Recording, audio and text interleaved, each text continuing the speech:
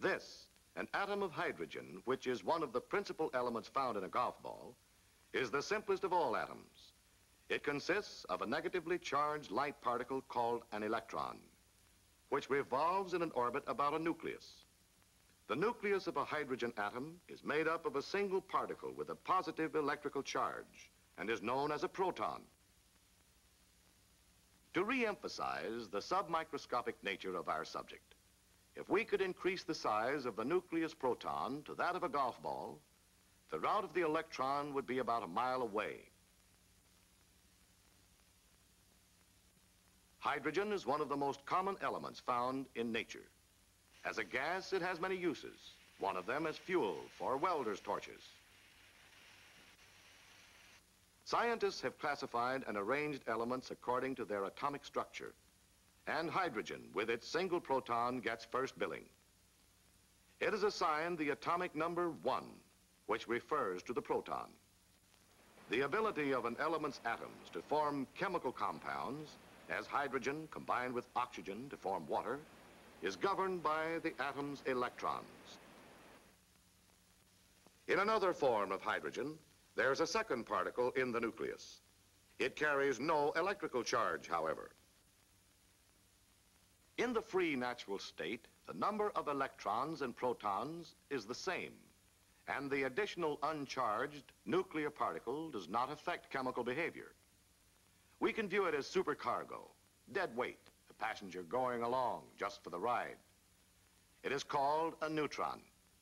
It gives this form of hydrogen an atomic weight of 2, the sum of the protons and neutrons in the nucleus.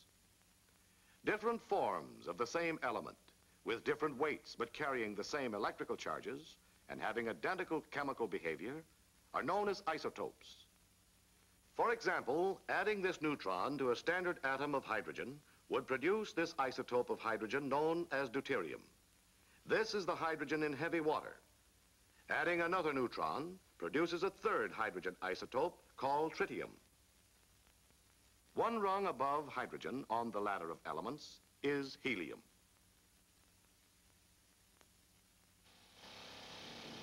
One of the uses for helium you're probably familiar with is in lighter-than-air craft. A helium atom has 2 electrons and a nucleus composed of 2 protons plus 2 neutrons.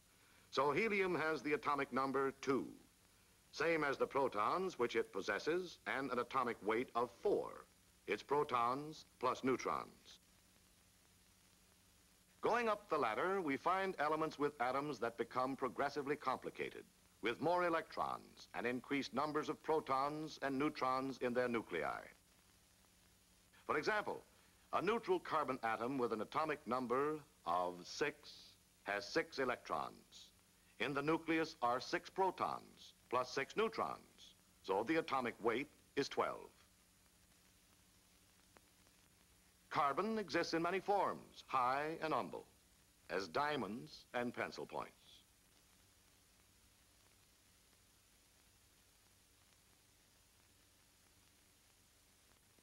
At the top of nature's ladder is the most complex atom, uranium, with an atomic number of 92. Naturally occurring uranium has 3 isotopic forms, with atomic weights of 234, 235, and 238. Uranium and its neighboring elements are maladjusted. Their atoms have an unstable number of protons and neutrons. So, observing nature's law against lack of balance and symmetry, they try to become stable by getting rid of their excess nuclear freight. The manifestation of this inner struggle is known as radioactivity. The adjustment may release energy in 3 ways. Beta particles bearing a negative charge are expelled from the nucleus. They are essentially high-speed electrons. Alpha particles may also be shot out. They consist of 2 protons plus 2 neutrons and are positively charged. They are the same as the nucleus of the helium atom. Or the energy may be in the form of gamma rays, electromagnetic radiations like X-rays. Natural radioactivity causes these heavy, unstable elements to decay progressively down the ladder, eventually reaching a stable form of lead.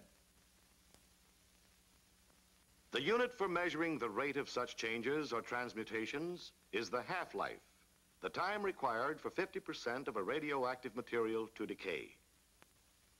To illustrate, suppose you had a gallon of whiskey, and each day you drank half the amount in the bottle. The first day you'd drink half a gallon, and the whiskey's half-life would be 1 day. The second day, assuming for the sake of science you'd be able to sit up and take it, you'd knock off 50% of the remainder, or 1 quart. The third day a pint, and so on. But you'd never quite get to the bottom of the bottle. There'd always be a half remaining. The fact that some radioactive matter always remains is not so important as the time required for the half to decay. Half-life varies from isotope to isotope. It takes 4,500,000,000 years for half a hunk of uranium-238 to become thorium-234. The half-life of radium-226 is 1,600 years. That of radon is slightly less than 4 days, while others have half-lives of fractions of a second. So far, we've been watching natural radioactivity. Man has stepped into the act, however, and in some cases outdone nature. Using as his guns cyclotrons and other accelerators, and employing hydrogen and helium nuclei, neutrons, protons, electrons, and other minute bullets, he has made stable matter unstable, produced radioactive isotopes of many elements. He transmutes lithium into helium with a hydrogen nucleus as the projectile. By striking the nucleus of a chromium atom with a helium nucleus, he changes it into radioactive manganese with the emission of a proton. Manganese in turn decays to iron with the emission of a beta particle and gamma ray. And scientists have gone up the ladder above uranium, creating new elements by hitting the nucleus with a neutron. If the neutron sticks, the atomic weight goes to 239, a new artificial uranium isotope. But the nucleus reacts by getting rid of a negatively charged beta particle, thus raising the positive charge of the nucleus by 1 and becoming a new element with the atomic number 93 and called neptunium. Neptunium is a malcontent, and it in turn emits a beta particle turning into element 94, plutonium. Even heavier elements have been developed, but we can stop with plutonium because it's one of the basic ingredients of an atomic explosion. Reel 2, take 1.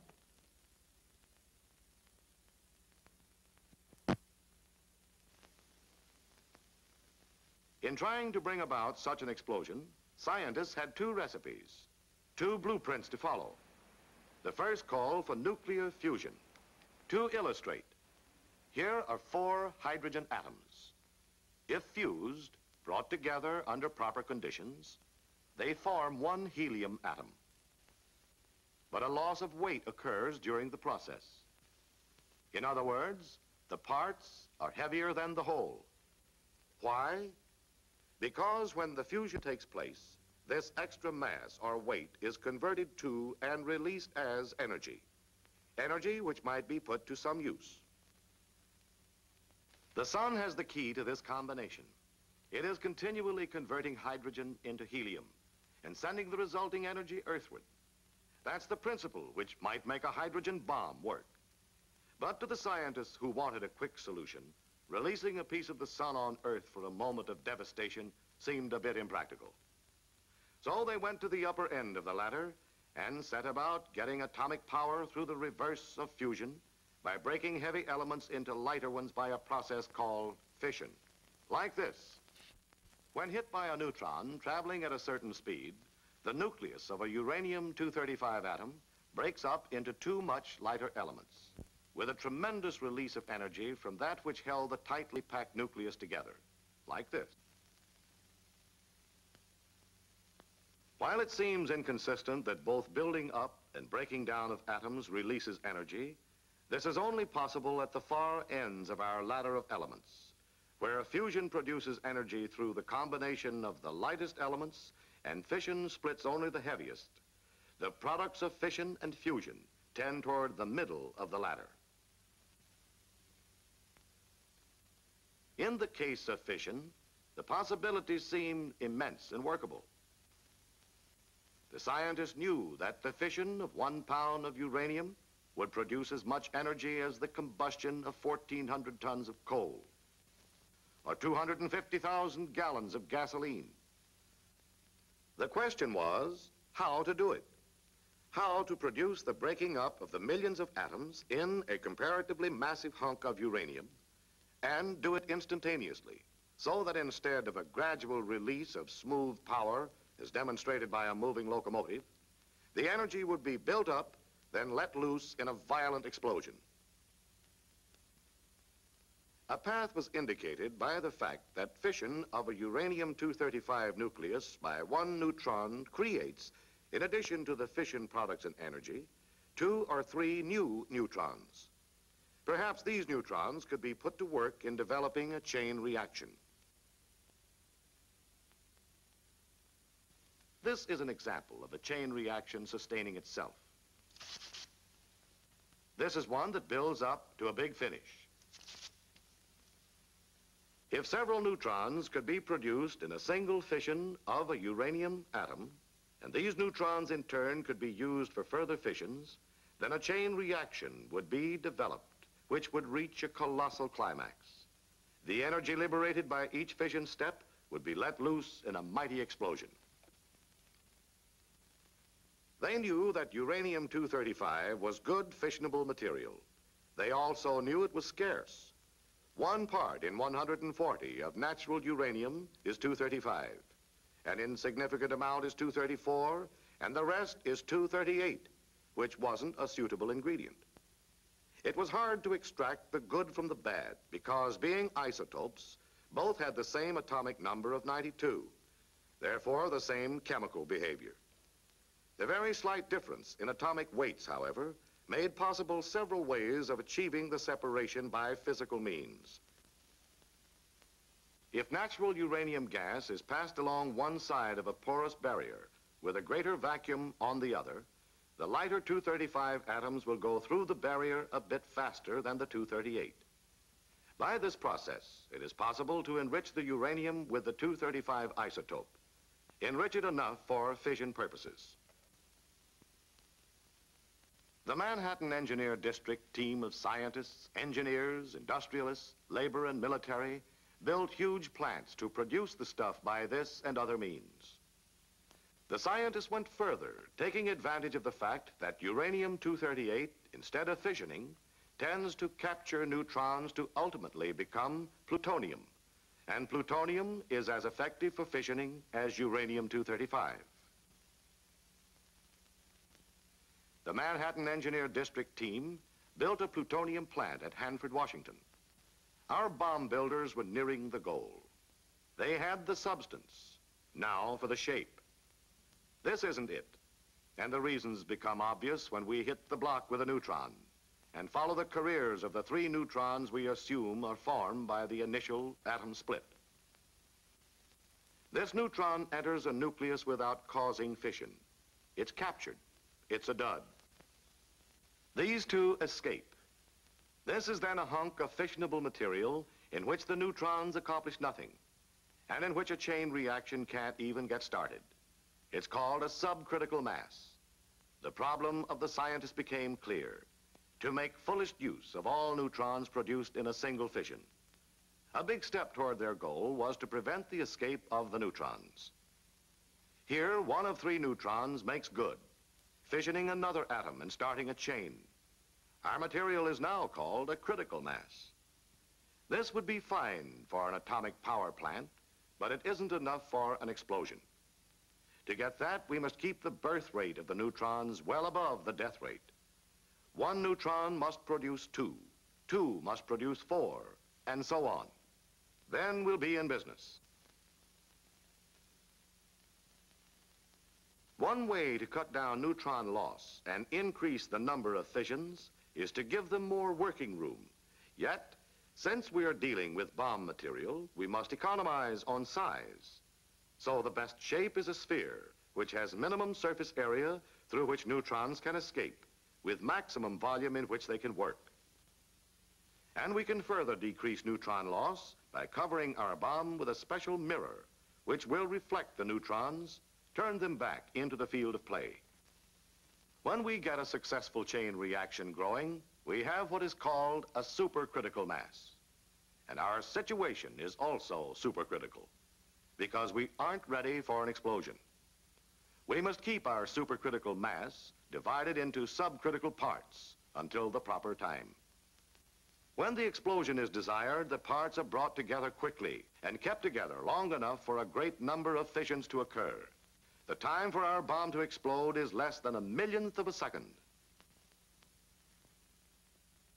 In building our bomb, we've been playing a game, toying in a broad general way with theories already worked out in detail and executed by those who during World War II developed and produced the most destructive weapons of all time.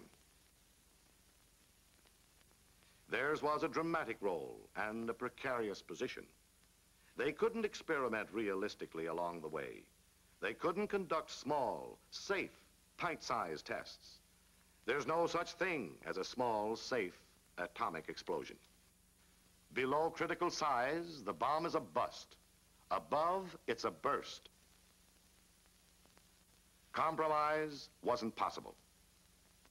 To those who early on the morning of July 16th, 1945, awaited the setting off of their first atomic bomb, it had to be all or nothing. But which?